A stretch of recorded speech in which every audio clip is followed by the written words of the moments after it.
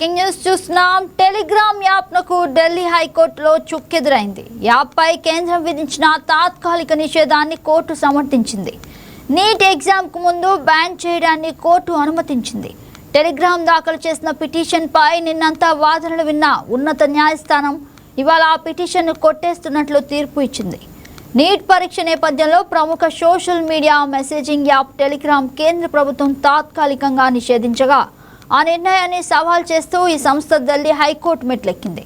అయితే టెలిగ్రామ్పై తాత్కాలిక బ్యాన్ను కేసు విచారణ సందర్భంగా కేంద్రం సంచలన ఆరోపణ చేసింది. టెలిగ్రామ్ మేనేజింగ్ యాప్ అక్రమాలకు అడ్డాగా మారిందని ఆరోపించింది. ఉగ్రవాదం, సైబర్ నేరాలు, డ్రగ్స్ సరఫరాకు ఎక్కువగా వాడుతున్నారంటూ ఢిల్లీ హైకోర్టు కేంద్ర ప్రభుత్వం అఫిడవిట్ దాఖలు చేసింది.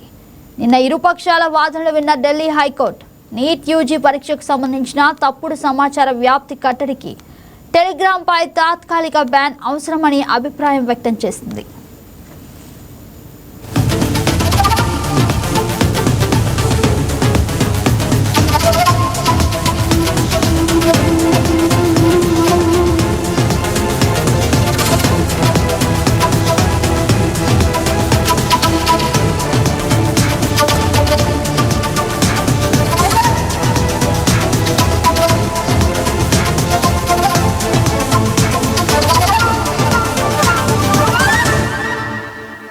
What?